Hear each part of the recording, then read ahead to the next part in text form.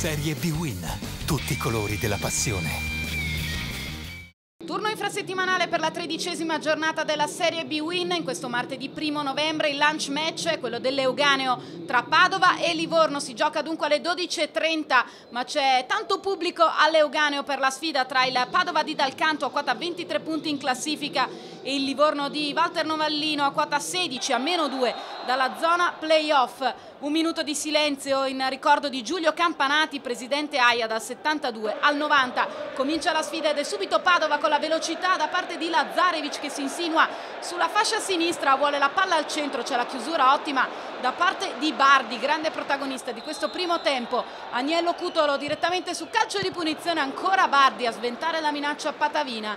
Su calcio di punizione sul sinistro di Cutolo. Renzetti però arriva il traversone proprio per il mancino di Agnello Cutolo, questa volta Bardi non può nulla, è 1-0 Padova al 18° minuto di questo primo tempo.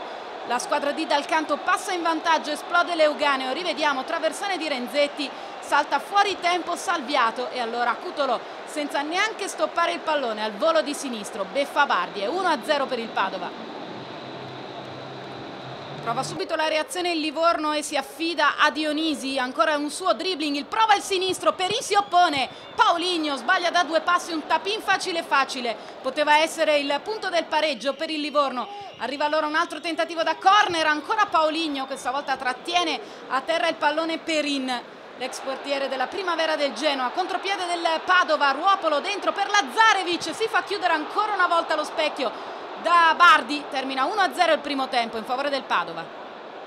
Inizia la ripresa con il Padova in vantaggio dunque per 1-0, regge il gol di Agnello Cutolo al 18° minuto, lo sguardo di Dal Canto e subito il Livorno in avanti con questo tentativo di testa da parte di Paulinho, il cross arrivava da destra, nessun problema per Perin, qualche problema in più invece per Bardi su questa punizione di Agnello Cutolo, ancora lui il più pericoloso del Padova. Bella però la risposta da parte di Bardi, ci prova ancora il Livorno con questa incursione al 7° di Dionisi, pallone che arriva a Paulinho, rimpallato da Donati, poi il pallone finisce anche in rete ma c'era un fuorigioco. Qui rivediamo Legati e Schiavi fanno una sciocchezza e servono poi il pallone a Paulinho. Bellissima azione di prima del Padova con il tocco di Ruopolo quasi di punta, quasi da calcetto per cercare il gol, davvero una bella azione quella del Padova. Qui Dionisi se ne va con un colpo di tacco davvero molto bello, voleva il calcio di rigore per questo tocco di mano ma in realtà